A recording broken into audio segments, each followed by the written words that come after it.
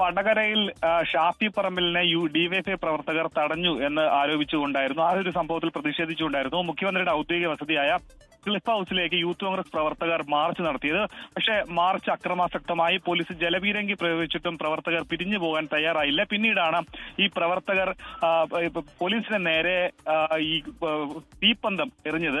അങ്ങനെ തീപ്പന്തം എറിഞ്ഞ ഘട്ടത്തിൽ പോലീസ് ലാത്തി ചാർജ് പ്രയോഗിച്ചാണ് ഈ പ്രവർത്തകരെ പിരിച്ചുവിട്ടത്. ഈ സംഭവത്തിൽ പോലീസിനെ കൊല്ലാനുള്ള നീക്കമായിരുന്നു ഇവർ നടത്തിയത്.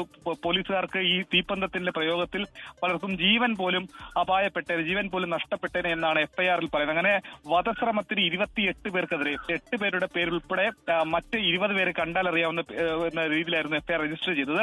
ഈ കേസുമായി ബന്ധപ്പെട്ട് 3 പേർ നേരത്തെ അറസ്റ്റിലായ റിമാൻഡിലാണ്. ഇപ്പോൾ ഒന്നാം പ്രതി ശ്യാംലാലിനെ പാറശാലയിൽ നിന്നാണ് മ്യൂസിയം പോലീസ് നിലവിൽ അറസ്റ്റ് ചെയ്തിട്ടുള്ളത്. ഈ കേസിൽ ഇനി 3 മഹിളാ കോൺഗ്രസ് പ്രവർത്തകർ കൂടിയുണ്ട്.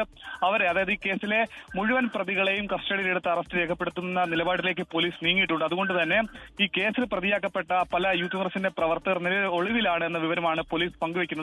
പക്ഷേ ഇത്രയും അധികം, അതായത് സാധാരണ ഒരു പോലീസ് സ്റ്റേഷൻ അല്ലെങ്കിൽ ക്ലിഫ് ഹൌസിലേക്ക് നടന്ന മാർച്ചിൽ പോലീസ് മനഃപൂർവ്വമായി വധശ്രമം അടക്കമുള്ള ഗുരുതര വകുപ്പുകൾ ചുമത്തിയെന്നാണ് കോൺഗ്രസ് ആരോപിക്കുന്നത്. പക്ഷെ മറുവശത്ത് ജീവൻ നഷ്ടപ്പെടുന്ന രീതിയിലേക്ക് അടക്കം തീപ്പന്തം എറിഞ്ഞു എന്നുള്ള ഒരു നിലപാടാണ്, അല്ലെങ്കിൽ ആ ഒരു കാര്യമാണ് പോലീസ് ഇവിടെ എഫ്ഐആറിൽ രേഖപ്പെടുത്തിയിട്ടുള്ളത്.